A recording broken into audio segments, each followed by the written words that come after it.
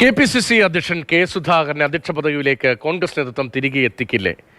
ലോക്സഭാ തെരഞ്ഞെടുപ്പിൽ മത്സരിക്കുന്നു എന്ന കാരണത്താൽ തൽക്കാലത്തേക്ക് MM ഹസൻ നൽകിയ ചുമതല, ആ ചുമതലയിൽ MM ഹസൻ തുടരുമ്പോൾ എന്താണ് കോൺഗ്രസ് നേതൃത്വം ഉദ്ദേശിക്കുന്നത്, ഹൈക്കമാൻഡ് ഉദ്ദേശിക്കുന്നത്? അദ്ദേഹത്തിന് നീതി നിഷേധിക്കുന്നുവെന്ന അണികളുടെ ആക്ഷേപത്തിൽ നേതൃത്വത്തിന്റെ ഭാഗത്തുനിന്ന് പ്രതികരണം ഉണ്ടാകുമോ? ഏത് തരത്തിലുള്ള നീക്കമാണ് കെ സുധാകരനെതിരെ കോൺഗ്രസിൽ നടക്കുന്നത്?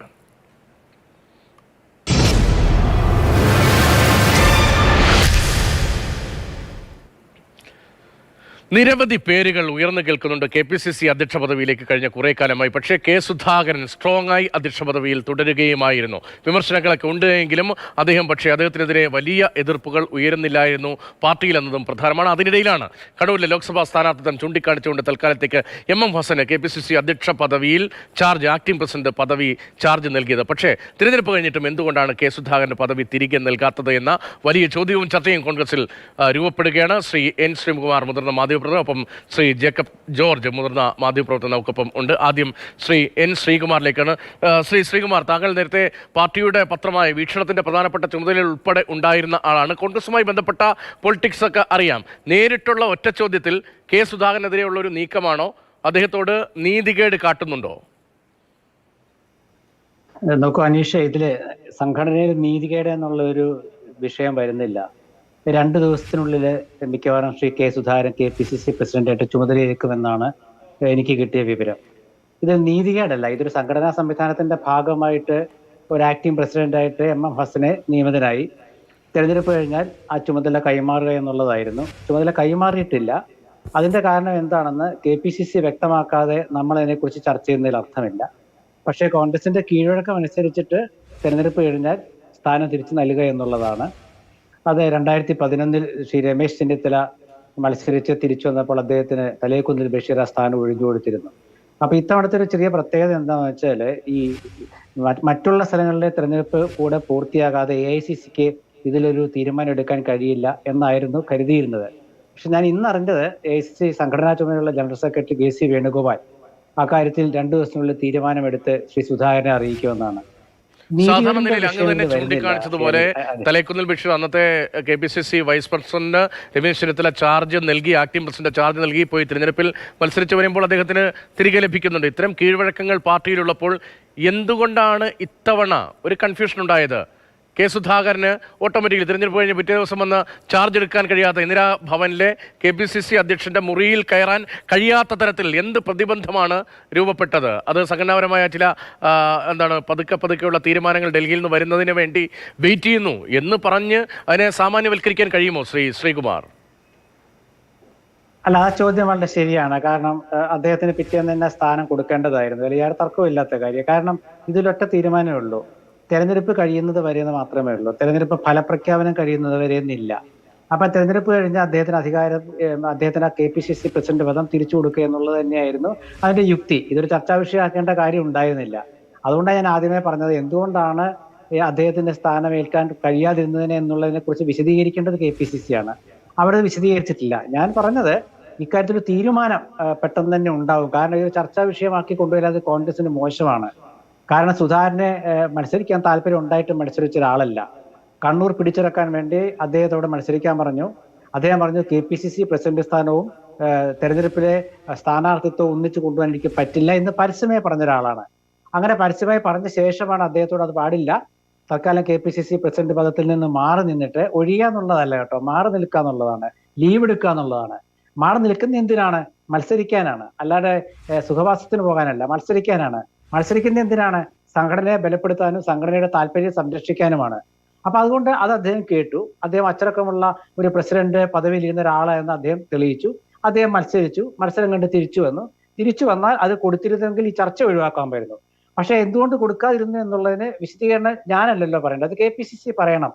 അത് KPCCക്ക് യുക്തമായ കാരണങ്ങളുണ്ടാകും. ഞാൻ അതുകൊണ്ട് ആദ്യം പറഞ്ഞത് ഇത് നീതികേടല്ല, സംഘടനാപരമായ ചില പ്രശ്നങ്ങൾക്കാണ്. കാരണം ഞാൻ ചെറുതായിട്ട് പറയുകയാണെങ്കിൽ ഈ പുനഃസംഘടനയുടെ പ്രശ്നം വരുന്നുണ്ട്. KPCCയുടെ ഭാരവാഹികളുടെ പുനഃസംഘടന, അതുപോലെ ചില DCC പ്രസിഡന്റുമാരുടെ സ്ഥാനമാറ്റം, ഈ സംഘടന KPCCയുടെ ചില ജനറൽ സെക്രട്ടറിമാരെ അടിയന്തരമായിട്ട് നിയമിക്കേണ്ടതുണ്ട്. കാരണം ഈ തെരഞ്ഞെടുപ്പില് KPCCക്ക് ഒരു കാര്യം മനസ്സിലായി, ഒരുപാട് ജനറൽ സെക്രട്ടറിമാരുണ്ടെങ്കിലും ഗുണമില്ലാന്ന് മനസ്സിലായി. കാരണം ചില മണ്ഡലങ്ങളിൽ പോയിട്ട് ഒരു കാര്യം ഏൽപ്പിക്കാൻ KPCCക്ക് കഴിയാത്തൊരു സന്ദർഭം ഉണ്ടായിട്ടുണ്ട്. അവിടെ ജനറൽ സെക്രട്ടറിമാരുണ്ടോ എന്നൊക്കെ ചോദിച്ചാൽ ഉണ്ട്, പക്ഷേ ഉത്തരവാദിത്തം ഏറ്റെടുക്കാൻ ആരും ഉണ്ടായില്ല എന്നാണ് KPCCയിൽ നിന്നും എനിക്ക് അറിയാൻ കഴിഞ്ഞത്. കാരണം സംഘടനാതലത്തിൽ വലിയ ദൗർബല്യം ഉണ്ടായിരുന്നു കോൺഗ്രസിന്. അതിപ്പോൾ അങ്ങ് പറയുന്നതിനപ്പുറത്ത് ഇപ്പോൾ സാമാന്യ പൊതുജനത്തിൽ നമുക്ക് എല്ലാവർക്കും അറിയുന്ന കാര്യം തന്നെ. അങ്ങ് അത് ഒന്നുകൂടെ വിശദമായി പറഞ്ഞു എന്നേ ഉള്ളൂ. സംഘടനാതലത്തിൽ എന്ത് സംവിധാനമാണ് കോൺഗ്രസിന് താഴെത്തട്ട് വരെ ഉള്ളത് എന്ന് ചോദിച്ചാൽ വളരെ അപൂർവമായ സ്ഥലങ്ങളിൽ മാത്രമേ അത്ര കെട്ടുറപ്പുള്ള സംഘടനാ സംവിധാനമുള്ളൂ എന്നതൊരു യാഥാർത്ഥ്യമാണ്. തിരഞ്ഞെടുപ്പിൽ പലയിടത്തും ബൂത്ത് കെട്ടാൻ പോലും പൈസ ഉണ്ടായിരുന്നില്ല എന്നാണ് താഴെത്തട്ടിലെ ആളുകളൊക്കെ പരിദേവനമായി പറയുന്നത്. കഴിഞ്ഞ KPC വിലയിരുത്തൽ യോഗത്തിലുമൊക്കെ അക്കാര്യം ഉയർന്നു വന്നു എന്നാണ് ഞാൻ മനസ്സിലാക്കുന്നത്. ശ്രീ ജേക്കബ് ജോർജ്, നമ്മൾ കെ സുധാകരനിലേക്ക് വന്നാൽ, കെ സുധാകരൻ കേരളത്തിലെ കോൺഗ്രസ് സംബന്ധിച്ച് ഏറ്റവും വലിയ ഫയർ ബ്രാൻഡാണ്. കെ സുധാകരൻ പ്രസിഡന്റ് ആകണം എന്ന് ആഗ്രഹിക്കുന്ന വലിയൊരു വിഭാഗം, അത് കോൺഗ്രസിനകത്തും പുറത്തും അല്ലെ CPM വിരുദ്ധരായ പല ആളുകളും ഉണ്ടായിരുന്നു. ഇപ്പോൾ പക്ഷേ കെ സുധാകരന് ആക്ടിംഗ് പ്രസിഡന്റ് പകരക്കാരനായി വന്നതിന് ശേഷം തിരികെ വരാൻ കഴിയാത്ത സാഹചര്യത്തെ താങ്കൾ എങ്ങനെയാണ് കാണുന്നത്? അല്ല, ശ്രീകുമാർ ഇതേക്കുറിച്ച് പറഞ്ഞത്, ശ്രീകുമാർ ഇതേക്കുറിച്ച് പറഞ്ഞതൊക്കെ ശരിയാണ്. പക്ഷേ അദ്ദേഹം തന്നെ സമ്മതിച്ചു സംഘടനാ രംഗത്ത് പല പാളിച്ചകളും ഉണ്ടായി എന്ന്. ഇതേ KPCC പ്രസിഡന്റ്, ബഹുമാനപ്പെട്ട കെ സുധാകരൻ KPCC പ്രസിഡന്റ് ആയിരിക്കുമ്പോഴാണ് സംഘടന ഇങ്ങനെ പരാജയപ്പെട്ടത്, അല്ലെങ്കിൽ സംഘടനയുടെ ഭാഗത്ത് ഇതുപോലെയുള്ള ദൗർബല്യങ്ങൾ പ്രത്യക്ഷപ്പെട്ടത്. എന്തായാലും എനിക്കറിയാം, തിരുവനന്തപുരത്ത് കോൺഗ്രസ് സ്ഥാനാർത്ഥി ശശി തരൂരിന് വേണ്ടി പല ബൂത്തുകളിലും ഏജന്റുമാരില്ലാത്ത അവസ്ഥയുണ്ടായി. എന്തുകൊണ്ട്? സംഘടന ദുർബലമായിരുന്നു, പ്രവർത്തിക്കാൻ ആളില്ലായിരുന്നു, നോമിനേറ്റ് ചെയ്യപ്പെട്ട നേതാക്കന്മാർ പ്രവർത്തിച്ചില്ല, വേണ്ടവണ്ണം പ്രവർത്തിച്ചില്ല. പ്രവർത്തിച്ചവർ വേറെ ചില സ്ഥാനാർത്ഥികൾക്ക് വേണ്ടി പ്രവർത്തിച്ചു എന്ന് ഓർക്കണം. തിരുവനന്തപുരത്ത് നമ്മൾക്ക് കണ്ടതാണ്, നമ്മളൊക്കെ അറിഞ്ഞതാണ്. തിരുവനന്തപുരം പോലൊരു ലോക്സഭാ മണ്ഡലത്തിൽ അങ്ങ് തുടർന്നോളൂ. പക്ഷെ തിരുവനന്തപുരം പോലൊരു ലോക്സഭാ മണ്ഡലത്തിൽ കോൺഗ്രസിന് ബൂത്തിലിരിക്കാൻ ആളില്ലായിരുന്നു എന്ന് പറയുന്ന അല്പം കടന്നു പോകില്ലേ? അങ്ങനെ അങ്ങേക്ക് ബോധ്യപ്പെട്ടിട്ടുണ്ടോ? ഇപ്പോൾ പ്രവർത്തനത്തിന് കുറഞ്ഞുപോയി, അല്ലെങ്കിൽ വീട് കയറി അഭ്യർത്ഥന കൊടുക്കാൻ ആൾ കുറഞ്ഞുപോയി എന്നത് പറഞ്ഞാൽ ഒരു പക്ഷേ അത് ശരിയായിരിക്കാം, ശരിയാണ്, അക്കാര്യത്തിൽ തർക്കമൊന്നുമില്ല. പല പുറത്തുള്ള ഏജൻസികളെയും മറ്റും അദ്ദേഹം ആശ്രയിച്ചു വന്ന റിപ്പോർട്ടുകളൊക്കെ നമ്മൾ വായിക്കുന്നത്. ബൂത്തിലിരിക്കാൻ ആളില്ലാത്ത തരത്തിൽ കോൺഗ്രസ് ഈ ശശി തരൂരിനെ എനിക്ക് തിരുവനന്തപുരത്ത് ശശി തരൂരിന് ഒട്ടും തൃപ്തികരമായിരുന്നില്ല ഈ തിരഞ്ഞെടുപ്പ്. ശശി തരൂരിന് വേണ്ടി ആത്മാർത്ഥമായിട്ട് അദ്ദേഹത്തിൻ്റെ കൂടെ നിന്ന മുന്നണിയിലെ നേതാക്കന്മാർ എന്നോട് ഈ കാര്യം പറഞ്ഞതാണ്, സംഘടനാ രംഗത്ത് വീഴ്ചയുണ്ടായി എന്ന്. അതല്ലല്ലോ നമ്മുടെ ഇപ്പോഴത്തെ വിഷയം. ഞാൻ പറയട്ടെ, കഴിഞ്ഞ നിയമസഭാ തിരഞ്ഞെടുപ്പിൽ പരാജയപ്പെട്ടതിനെ തുടർന്ന് പ്രതിപക്ഷ നേതാവായിരുന്ന രമേശ് ചെന്നിത്തലയ്ക്ക് പ്രതിപക്ഷ നേതൃസ്ഥാനം നഷ്ടപ്പെട്ടു. അദ്ദേഹം വീണ്ടും നിയമസഭയിലേക്ക് തിരഞ്ഞെടുക്കപ്പെട്ടു. എങ്കിലും അതോർക്കണം, അങ്ങനെ പിന്നെ VD സതീശൻ പ്രതിപക്ഷ നേതാവായി. അങ്ങനെ ഈ തെരഞ്ഞെടുപ്പ് ഒരു പക്ഷേ ഹൈക്കമാൻഡ് കരുതിയത് കോൺഗ്രസിന് എത്ര സീറ്റ് കിട്ടും, ഐക്യ ജനാധിപത്യ മുന്നണിക്ക് എത്ര സീറ്റ് കിട്ടും. ദേശീയ തലത്തിൽ കോൺഗ്രസിനെ സംബന്ധിച്ചിടത്തോളം വളരെ നിർണായകമായ ഒരു തെരഞ്ഞെടുപ്പാണിത്, അങ്ങേയറ്റം നിർണായകം. 2 പരാജയത്തിന് ശേഷമാണ് 2024 തെരഞ്ഞെടുപ്പിനെ കോൺഗ്രസ് നേരിടുന്നത്. അങ്ങനെ കോൺഗ്രസ് ഒരു നിർണായക തെരഞ്ഞെടുപ്പിനെ നേരിടുമ്പോൾ കഴിഞ്ഞ തവണ 19 സീറ്റ് നൽകി ഡൽഹിയിലേക്ക് 19 പേരെ അയച്ച കോൺഗ്രസ് നേതൃത്വത്തിന്, UDF നേതൃത്വത്തിന് ഇത്തവണ എത്ര സീറ്റ് കൊടുക്കാൻ കഴിയും? തീർച്ചയായിട്ടും ഒരു ചോദ്യമാണ്. ആ ചോദ്യചിഹ്നം ഹൈക്കമാൻഡിന്റെ മുമ്പിലുണ്ട്, സ്വാഭാവികമായിട്ടും കേരള നേതാക്കളുടെ മുമ്പിലുണ്ട്. എനിക്കറിയാവുന്ന ഒരു കാര്യം കൂടി ഞാൻ പറയട്ടെ, കെ സുധാകരന് എതിരെ സംസാരിക്കുന്ന, എതിരെ നീങ്ങുന്ന ഒരു വിഭാഗം നേതാക്കൾ കോൺഗ്രസിലുണ്ട്. ആ കാര്യം കൂടി മറച്ചു വെച്ചിട്ട് കാര്യമില്ല, അതും കൂടിയുണ്ട്. ഇതിൻ്റെ എല്ലാം ആകത്തുകയാണോ സുധാകരൻ ഇവിടെ വന്നപ്പോൾ അദ്ദേഹം ഇരുന്ന KPCC അധ്യക്ഷന്റെ കസേരയിരുന്നത് എന്നൊന്നും എനിക്കറിയില്ല. പക്ഷേ കോൺഗ്രസിൻ്റെ അകത്ത്, സംസ്ഥാന കോൺഗ്രസിൻ്റെ അകത്ത് പുനഃസംഘടനയുമായിട്ട് ബന്ധപ്പെട്ട് ചില ആലോചനകളും ചില നീക്കങ്ങളും നടക്കുന്നുണ്ട് എന്നുള്ളത് ഒരു വസ്തുത തന്നെയാണ്. ശരി, ശ്രീ N. ശ്രീകുമാർ, അങ്ങനെ പുനഃസംഘടനയും ആയി ബന്ധപ്പെട്ട ചർച്ചകൾ നടക്കുന്നുണ്ടോ? ഇപ്പോൾ നമ്മൾ പല സാധ്യതകൾ പറയുന്നുണ്ടല്ലോ. അടൂർ പ്രകാശിൻ്റെ പേര്, മറ്റൊരു വിഭാഗത്തിലാണ് AP അനിൽകുമാറിൻ്റെ പേര്. അതല്ല, പുതിയ തലമുറയിൽ മാത്തിക്കുഴൽ നടൻ വരട്ടെ, അതുമല്ല മധ്യ കേരളത്തിൽ അല്ലെങ്കിൽ കോൺഗ്രസിൻ്റെ ശക്തി കേരളം കേന്ദ്രമായിരുന്ന എറണാകുളം തൃശ്ശൂർ അടക്കമുള്ള മേഖലയിൽ ബെന്നി ബെഹനാൻ വരട്ടെ, ഇങ്ങനെ പലവിധ പേരുകൾ. ഇപ്പോൾ എല്ലാവർക്കും ആഗ്രഹമുണ്ടാകും. കൊടിക്കുന്നിൽ സുരേഷ് പല ഘട്ടങ്ങളിൽ KPCC അധ്യക്ഷനാകാൻ വേണ്ടി താല്പര്യം പ്രകടിപ്പിച്ചാൽ ഇങ്ങനെ പല ആളുകളുടെ പേര് അന്തരീക്ഷത്തിൽ പറഞ്ഞു കേൾക്കുന്നുണ്ട്. ഇപ്പോഴത്തെ ഇക്വേഷൻ അനുസരിച്ച്, പ്രത്യേകിച്ച് സാമുദായിക ഇക്വേഷൻ, ഇപ്പോൾ രൂപപ്പെട്ടിരിക്കുന്ന കോൺഗ്രസിലെ ഇക്വേഷൻ, നമ്മുടെ സംസ്ഥാനത്ത് തിരഞ്ഞെടുപ്പുമായി ബന്ധപ്പെട്ട് വന്നിരിക്കുന്ന പലവിധ പാറ്റേണുകൾ, ആ അർത്ഥത്തിൽ കെ സുധാകരനെ മാറ്റുക, മറ്റു പുതിയൊരാൾ വരട്ടെ, അങ്ങനെ ഒരു ചിന്ത പ്രബലപ്പെടുന്നുണ്ടോ? അത്തരമൊരു നീക്കം കെ സുധാകരനെതിരെ നടക്കുന്നുണ്ടോ? കെ സുധാകരനെ ദുർബലപ്പെടുത്തിയേക്കാം, അദ്ദേഹത്തെ മാറ്റി മറ്റൊരാൾ വരട്ടെ, അത്തരമൊരു നീക്കം ശക്തിപ്പെടുന്നതിന്റെ ഭാഗമാണോ ഈ വൈകൽ? അതായത് ഒരു സംഘടനയിലെ ഒരുപാട് കാര്യങ്ങൾ പെട്ടെന്ന് സംഭവിക്കാറുണ്ട്. അപ്രതീക്ഷിതമായ ചില നീക്കങ്ങൾ നടക്കാറുണ്ട്. അസാധാരണ സാഹചര്യങ്ങളിൽ അസാധാരണ തീരുമാനങ്ങൾ ഉണ്ടാകാറുണ്ട്. ഇതൊക്കെ നമ്മൾ കേട്ടിട്ടുള്ളതാണ്. അതുപോലെ ഒരു അസാധാരണത്വം മാത്രമായിട്ട് ഇതിലെ ഞാൻ കാണുന്നുള്ളൂ. ഇത് KPCC പ്രസിഡന്റ് സുധാകരന് അദ്ദേഹത്തിന് താൽക്കാലിക ചുമതല, അദ്ദേഹത്തിന് KPCC പ്രസിഡന്റ് സ്ഥാനത്ത് നിന്ന് ഒരു ഒഴിവ് കൊടുത്തിരുന്നു. ആ ഒഴിവിന്റെ കാലാവധി കഴിഞ്ഞാൽ അത് തിരിച്ചു കൊടുത്തതിന് ശേഷം വേണം മറ്റുള്ള കാര്യങ്ങളൊക്കെ തീരുമാനിക്കാൻ. അപ്പൊ പുനഃസംഘടനയ്ക്ക് വരുന്നത് കൊണ്ട് സുധാകരനെ സ്ഥാനം കൊടുക്കേണ്ട എന്ന് പറയുന്നതിൽ യാതൊരു അർത്ഥമില്ല. അത് കേരളത്തിലെ കോൺഗ്രസിനെ ദഹിക്കുന്ന കാര്യമല്ല. അതൊക്കെ ഞാൻ തുറന്നു പറയാൻ എനിക്ക് യാതൊരു വിരോധമില്ല. കാരണം ഇതൊരു അനാവശ്യ ചർച്ചയിലേക്ക് വഴിവെക്കുന്നത് തന്നെ മോശമല്ലേ? കാരണം ഒരു തിരഞ്ഞെടുപ്പ് കഴിഞ്ഞാൽ പാലം കഴിയുവോളം നാരായണ, പാലം കഴിഞ്ഞാൽ എന്ന രീതിയിൽ വരുന്നത് ശരിയല്ലല്ലോ. അപ്പൊ സംഘടനാ സംവിധാനം മാറ്റും എന്നുള്ളത് അതിയായ സംശയമില്ല. കാരണം ഞാൻ നേരത്തെ പറഞ്ഞത് KPCC ജനറൽ സെക്രട്ടറിമാർ പ്രവർത്തിക്കാതിരുന്ന കെ സുധാകരന്റെ കുറ്റം കൊണ്ടല്ല. KPCC ജനറൽ സെക്രട്ടറിമാരാകാനായിട്ട് പലരും രംഗത്ത് വന്നതും ഭാരവാഹിത്വം ഏറ്റെടുത്തതും അവരിത്തവണ ഉത്തരവാദിത്വം ഏറ്റെടുക്കാൻ വിസമ്മതിച്ചതിന്റെ പ്രധാന കാരണം സാമ്പത്തികം തന്നെയാണ്, സംശയമൊന്നും ഇല്ലാത്ത കാര്യമാണ്. പിന്നെ ഒരു കാര്യത്തിന് എനിക്ക് മറുപടി പറയാൻ നിവർത്തിയില്ല. എൻ്റെ സുഹൃത്ത് ശ്രീ ജേക്കബ് ഇവിടെ പറഞ്ഞത് ശശി തരൂരിന്റെ ബൂത്തിൽ, അതൊന്നും കോൺഗ്രസിനെ കുറിച്ച് പറയരുത് കേട്ടോ. കാരണം കോൺഗ്രസിന് എല്ലായിടത്തും ആളുണ്ടായിരുന്നു. ഈ ബൂത്ത് എന്ന് പറയുന്നത് പഴയ കാലത്തെ പോലെ ബൂത്ത് കെട്ടിയാൽ 5 6 പേരിക്കുന്ന സംവിധാനമൊക്കെ പോയി. ഇപ്പൊ വാട്സപ്പ് ആധുനിക സംവിധാനമൊക്കെ ഉണ്ട്. അപ്പൊ ഒരാളും മതി ഒരു ബൂത്തില് ആ വോട്ടേഴ്സ് ലിസ്റ്റ് നോക്കാനായിട്ട്. പിന്നെ BLOമാരല്ല, അതാത് ബൂത്തിങ് അതാത് പോളിംഗ് സ്റ്റേഷനുകളിൽ BLOമാരുണ്ട്. അപ്പൊ ഒരുപാട് പ്രവർത്തകർക്ക് അവരുടെ ജോലിഭാരം കുറഞ്ഞു. അപ്പൊ ഈ ബൂത്തിൽ ഇരിക്കാത്ത പ്രവർത്തകരെ, വോട്ട് ചെയ്യാത്ത ജനങ്ങളെ തേടി പോകുന്നുണ്ട്. അപ്പൊ ആ ബൂത്തിൽ ആളുണ്ടാവില്ല. ഇപ്പൊ 3 പേര് ബൂത്തിൽ ഇരുന്നിട്ടുണ്ടെങ്കിൽ ചിലപ്പോൾ ഒരാളെ ഇരുത്തിട്ട് 2 പേര് പോകും, അല്ലെങ്കിൽ 3 പേരും പോകും. പകരം BLO ആയിരിക്കും അത് കൈകാര്യം ചെയ്യുക. കാരണം വോട്ടേഴ്സ് ലിസ്റ്റ് ഒക്കെ നേരത്തെ കൊടുത്തു കഴിഞ്ഞാൽ പിന്നെ ആ ബൂത്തിൽ ആളിരിക്കേണ്ട കാര്യമില്ലല്ലോ. ഇതൊക്കെ വെറുതെ കാണാനിരിക്കുക എന്നുള്ളതല്ല. അത് ചെറിയ ഇപ്പൊ BJPക്കൊക്കെ ചിലപ്പോൾ ഇരിക്കേണ്ടി വരും. കാരണം അവരൊരു പുതിയ പാർട്ടി പുതിയ ഒരു സംവിധാനം അവർക്ക്, അതായത് കേരളത്തിലേക്ക് ഞങ്ങളിതാ വളർന്നു വരുന്നു എന്ന് കാണിക്കാനായിട്ട് അവരുടെ ബൂത്തിൽ 10-15 പേരൊക്കെ ഇരിക്കേണ്ടി വരും. കോൺഗ്രസിന് CPM അങ്ങനെ വേണ്ട, അങ്ങനെ ഇരുന്നിട്ടുമില്ല. ഇപ്പൊ ചില ബൂത്തുകളിൽ ആളില്ല എന്ന് പറയാൻ കാരണം ആ ബൂത്തിൽ ഇരിക്കാൻ ആളില്ലാത്തതുകൊണ്ടല്ല. ആ ബൂത്തിൽ ഇരുന്നവരെ അവിടെ നിന്ന് എണീറ്റ് പോയിട്ട് അവരുടെ ജോലി കഴിഞ്ഞു. കാരണം വോട്ട് ചേർത്ത് വോട്ടിന്റെ ആ പോളിംഗ് ബൂത്തിലേക്കുള്ള ആ ബൂത്തിന്റെ വോട്ടർമാർക്ക് അവരുടെ ആ ഒരു സ്ലിപ്പ് കൊടുത്തു കഴിഞ്ഞാൽ അവരുടെ ഡ്യൂട്ടി കഴിഞ്ഞു. പിന്നെ ബൂത്തിലിരിക്കുന്നത് ആരെങ്കിലും വരികയാണെങ്കിൽ അവർക്ക് കൊടുക്കാൻ വേണ്ടിയാ. അത് BLO എടുത്തുണ്ടെങ്കിൽ അവരിക്കേണ്ട കാര്യമില്ല. അത് ഞാൻ വിശദമായി പറയാൻ കാരണം ശ്രീ ജേക്കബ് പറഞ്ഞ തെറ്റിദ്ധാരണ വരുന്നതുകൊണ്ട് ഞാൻ പറഞ്ഞത് മാത്രമേ ഉള്ളൂ. അത് എല്ലായിടത്തും ഉണ്ടായിട്ടുണ്ട്. അത് CPMന്റെ ബൂത്തുകളിലൊക്കെ ഉണ്ടായിട്ടുണ്ട്. ഇവിടെ നമ്മുടെ മറുപടി പറഞ്ഞു അങ്ങ്. പക്ഷേ നേരത്തെ പറഞ്ഞ പ്രധാനപ്പെട്ട ഒരു പോയിന്റ് ഉണ്ടല്ലോ, എന്തുകൊണ്ട് കെ സുധാകരൻ ഇങ്ങനെ കാത്തിരിക്കേണ്ടി വരുന്നു? തുറന്ന് പറയുന്നതിൽ മടിയൊന്നുമില്ല എന്ന് അങ്ങ് എങ്കിലും അത്രത്തോളം തുറന്ന് പറഞ്ഞില്ല എന്നാണ് എനിക്ക് ഉണ്ടായ ഒരു ഫീല് കേട്ടോ. ശ്രീകുമാർ, എന്തുകൊണ്ടാണ് കെ സുധാകരൻ ഇങ്ങനെ കാത്തിരിക്കേണ്ടി വരുന്നത്? എന്താണ് ഉദ്ദേശിക്കുന്നത്? ഇപ്പോൾ സാങ്കേതികമായി മറ്റേതെങ്കിലും സ്റ്റേറ്റിലെ PCC അധ്യക്ഷന്മാർക്ക് കൂടി ചുമതല നൽകാനുണ്ടെങ്കിൽ അതിൻ്റെ ഓർഡർ ഇറങ്ങുന്നതിൻ്റെ വൈകൽ എന്നൊക്കെ പറയുമ്പോൾ ഇതൊരു സർക്കാർ സംവിധാനവും അത്തരം നടപടിക്രമവും പ്രോട്ടോകോൾ അനുസരിച്ച് നടപടിക്രമമൊന്നും അല്ലല്ലോ. ഒരു പാർട്ടിയല്ലേ. ഒരു അധ്യക്ഷൻ മത്സരിക്കാൻ പോയാൽ തിരികെ വന്നാൽ ആ അധ്യക്ഷ പദവി വേണ്ടേ? ഇപ്പോൾ നമ്മുടെ മുന്നിലുണ്ടോ, കണ്ണൂരിൽ CPM ജില്ലാ സെക്രട്ടറി എന്ന P ജയരാജൻ വടകരയിൽ മത്സരിക്കാൻ പോയി, പകരക്കാരനായി അടുത്ത സെക്രട്ടറി വന്നു, P ജയരാജൻ പിന്നെ സ്ഥാനമേ കിട്ടിയില്ല.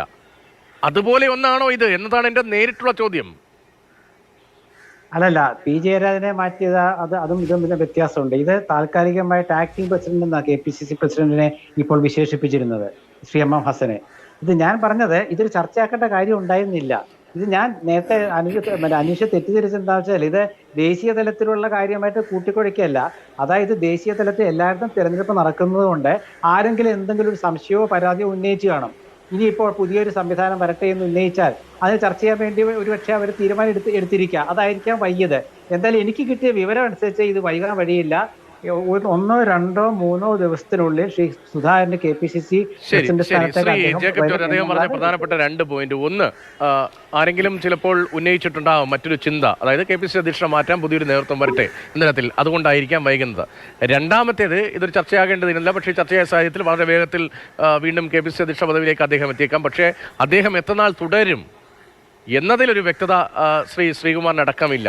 അത് KPCCയിൽ ഒരു നേതൃമാറ്റം അത് ഉണ്ടാകും എന്നുറപ്പിക്കുന്ന ഘട്ടത്തിലേക്ക് കാര്യങ്ങൾ എത്തുന്നുണ്ടോ? അതിനോട് സുധാകരൻ എങ്ങനെ പ്രതികരിക്കുമെന്നത് കൂടി നമ്മൾ അടുത്ത ദിവസങ്ങളിൽ കാണേണ്ടി വരും. അതെ, എൻ്റെ ഒരു അഭിപ്രായം പറയുകയാണ്. എൻ്റെ ആഗ്രഹമല്ല, എൻ്റെ അഭിലാഷമൊന്നുമല്ല. വർഷങ്ങളായിട്ട് കോൺഗ്രസിന്റെ വളർച്ചയെ അല്ലെങ്കിൽ വളർച്ചയും തളർച്ചയും ഒക്കെ എഴുതിക്കൊണ്ടിരിക്കുന്ന ഒരാളെന്ന നിലയ്ക്ക് ഞാൻ പറയുകയാണ്, കോൺഗ്രസിന് ഇന്നത്തെ നിലയ്ക്ക് ആവശ്യം ഒരു നേതൃമാറ്റം തന്നെയാണ്.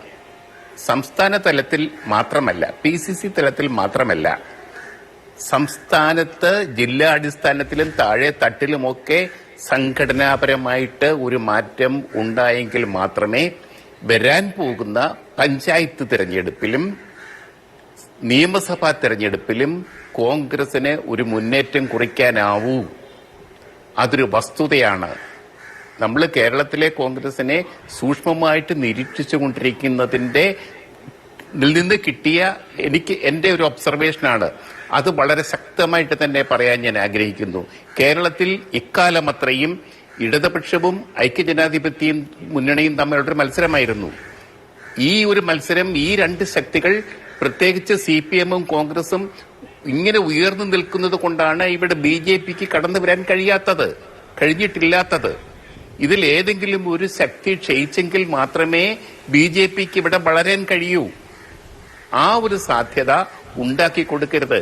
ഇപ്പോൾ കഴിഞ്ഞ തെരഞ്ഞെടുപ്പിൽ, നിയമസഭാ തെരഞ്ഞെടുപ്പിൽ ഇടതുപക്ഷ മുന്നണി ഒരു ഭരണത്തുടർച്ച നേടിയെന്ന കാര്യം ഓർക്കണം. അതായത് കോൺഗ്രസ് പരാജയപ്പെട്ടു നിയമസഭാ തെരഞ്ഞെടുപ്പിൽ. നിയമസഭാ തെരഞ്ഞെടുപ്പിന് മുമ്പ് നടന്ന തദ്ദേശ സ്വയംഭരണ തെരഞ്ഞെടുപ്പിൽ തിരുവനന്തപുരം കോർപ്പറേഷനിൽ എത്ര സീറ്റ് കിട്ടിയെന്ന് ശ്രീകുമാർ ഓർക്കുന്നുണ്ടോ?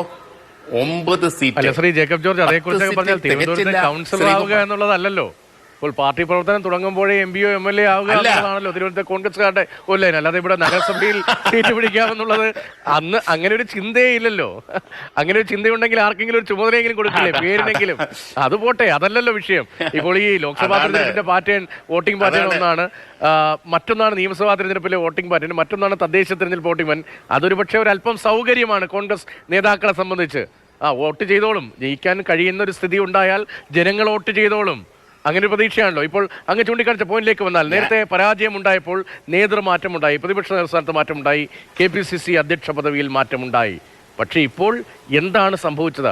സുധാകരനെ അടിയന്തരമായി മാറ്റേണ്ട സാഹചര്യത്തിലേക്ക് കാര്യങ്ങളെ എത്തിക്കുന്ന തരത്തിൽ ഈ അദ്ദേഹത്തിന്റെ സ്ഥാനം നൽകൽ വൈകുന്നതിന് പിന്നിൽ എന്താണ് എന്നതിൽ ഇതുവരെയും അങ്ങ് കൃത്യമായി നിരീക്ഷണം നടത്തിയതായി തോന്നുന്നില്ല. ഇല്ല, ഇതുവരെയും സുധാകരനെ മാറ്റുമെന്നോ മാറ്റുകയില്ലെന്നോ ഒരു തീരുമാനമോ അതിനുവേണ്ടിയുള്ള നീക്കങ്ങളോ കോൺഗ്രസിൽ നടന്നിട്ടില്ല.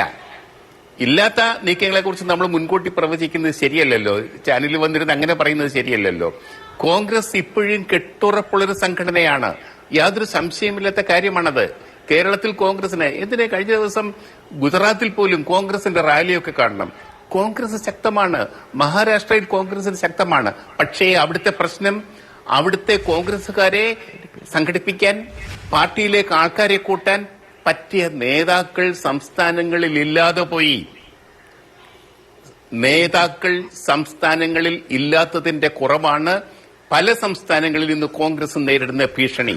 ഓർക്കണം ശ്രീകുമാറെ, ഓർക്കണം. നേതാവ് വേണം, നേതാക്കൾ വേണം. ഒരു നേതാവ് പോരാ, നേതാക്കളെ കൂട്ടിക്കൊണ്ടുപോകാൻ ഏറ്റവും ഉയർന്ന തലത്തിലിരിക്കുന്ന നേതാവിന് കഴിയണം. അങ്ങനെയാണ് AK ആന്റണിയുടെ കൂടെ എപ്പോഴും ഉമ്മൻചാണ്ടി ഉണ്ടായിരുന്നു. കരുണാകരൻ, എപ്പോഴും എത്രയോ പേരായിരുന്നു കരുണാകരന്റെ കൂടെ ഉണ്ടായിരുന്നത്. ഒരു 9 അംഗ നിയമസഭാ കക്ഷിയിൽ നിന്ന് ഒരു മുന്നണി പടുത്തുയർത്തിയ ആളാണ് കരുണാകരൻ. അതുപോലെ ഒരു കോൺഗ്രസിനെ വളർത്തിയെടുക്കാൻ ഏത് നേതാവിന് കഴിയും? അത് തന്നെയാണ് ഇന്ന് കോൺഗ്രസ് ചോദിക്കുന്നത്. കോൺഗ്രസിന് പറ്റിയ നേതാവ് ആര് എന്നുള്ളത് കോൺഗ്രസിന്റെ അകത്തെ ചോദ്യം തന്നെയാണ്, സംശയമില്ല. ശരി, ശ്രീകുമാർ, അവസാനമായി ഇപ്പോൾ ദേശീയ തലത്തിൽ കോൺഗ്രസ് പ്രബലമായിരുന്ന പാർട്ടിയായിരുന്ന കാലത്ത് സംസ്ഥാനങ്ങളിലെ പ്രധാനപ്പെട്ട നേതാക്കളായിരുന്നു ആ പാർട്ടിയുടെ ഏറ്റവും വലിയ ഊർജ്ജവും കാതലും. തമിഴ്നാട്ടിലാണെങ്കിലും കേരളത്തിലാണെങ്കിലും കർണാടകത്തിലാണെങ്കിലും ആന്ധ്രയിലാണെങ്കിലും ഏത് സ്റ്റേറ്റ് എടുത്താലും ഈ പ്രധാനപ്പെട്ട തലയെടുപ്പുള്ള നേതാക്കളുടെ കൂട്ടമായിരുന്നു കോൺഗ്രസ് എന്നതിൻ്റെ ഏറ്റവും വലിയ ശക്തി. ഇപ്പോൾ അത് പലയിടത്തും ഇല്ല എന്നത് വളരെ പ്രധാനമാണ്. കേരളത്തിൽ നേതൃമാറ്റമുണ്ടായി. അതിനുശേഷം എത്രത്തോളം ആ ഉന്നതിയിലേക്ക് കേരളത്തിലെ പുതിയ നേതൃത്വത്തിന് പോകാൻ കഴിഞ്ഞിട്ടുണ്ട്? അതല്ല, ഇനി ഒരു അടുത്ത തിരഞ്ഞെടുപ്പിലേക്ക് പോകുമ്പോൾ നേതൃത്വത്തിൽ വീണ്ടും മാറ്റം വേണം എന്ന ഒരു ചർച്ചയുണ്ടോ? അത്തരമൊരു ചർച്ചയുടെ തുടക്കമുണ്ടോ? ഇപ്പൊ എന്തായാലും അതില്ല. കാരണം KPCC പ്രസിഡന്റായിട്ട് സുധാകരനും പ്രതിപക്ഷ നേതാവായിട്ട് സതീശനും വന്നതിന് ശേഷം നടന്ന 2 തൃക്കാക്കര പുതുപ്പള്ളി ഉപതെരഞ്ഞെടുപ്പുകളും തദ്ദേശ തിരഞ്ഞെടുപ്പുകളും ഒക്കെ നമ്മൾ കണ്ടതാണ്. ഞാൻ അതിനെക്കുറിച്ച് വിശദീകരിക്കുന്നില്ല. ലോക്സഭാ തെരഞ്ഞെടുപ്പിൽ ഈ കഴിഞ്ഞ തെരഞ്ഞെടുപ്പിൽ കോൺഗ്രസ് എത്ര മണ്ഡലങ്ങളിൽ ജയിക്കും എന്നുള്ളത് വരാനിരിക്കുന്നതേ ഉള്ളൂ. അപ്പൊ കോൺഗ്രസിന്റെ സംഘടനാ സംവിധാനം ശക്തമാണോ എന്ന് ചോദിച്ചാൽ പഴയ പോലെ ശക്തമല്ല എന്ന് ഞാൻ പറയാൻ കാരണം, അതായത് ആത്മാർത്ഥതയുള്ള ആർജവമുള്ള നേതാക്കൾ ഭാരവാഹിത്വത്തിലേക്ക് വന്നിരുന്നില്ല എന്നുള്ളത് കൊണ്ടാണ്.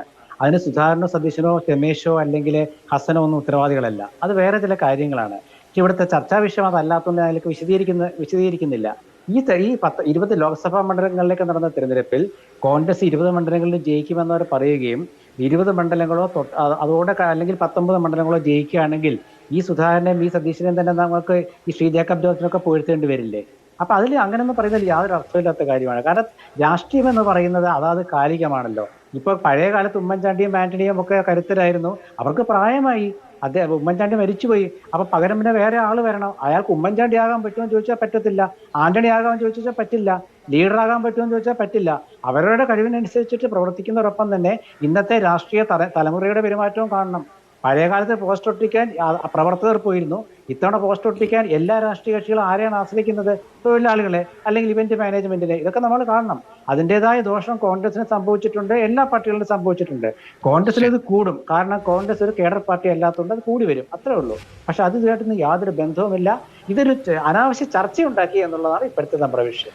ശരി, ആ അനാവശ്യ ചർച്ചയുണ്ടാക്കിയത് സുധാകരന് അദ്ദേഹത്തിൻ്റെ പദവി അത് തിരികെ സമയത്ത് നൽകാത്തത് കൊണ്ടാണ്, അദ്ദേഹത്തിന് ഇങ്ങനെ കാത്തിരിക്കേണ്ടി വന്നതുകൊണ്ടാണ്. ഏറ്റവും പ്രബലനായ ശക്തനായ കേരളത്തിലെ കോൺഗ്രസ് നേതാവ് എന്ന് വാഴ്ത്തപ്പെട്ട സുധാകരന് സ്വന്തം പദവി തിരികെ കിട്ടാൻ ഇത്രയും ദിവസം കാത്തിരിക്കേണ്ടി വരുന്നത് എന്തുകൊണ്ടാണ് എന്നത് വലിയ രാഷ്ട്രീയമായ ചോദ്യമാണ്. അതൊരു രാഷ്ട്രീയമായ നീക്കമാണ് എന്ന കാര്യത്തിൽ ഒരു തർക്കമില്ല. നന്ദി, ഇത്രയും കാര്യങ്ങൾ വിശദീകരിച്ചു.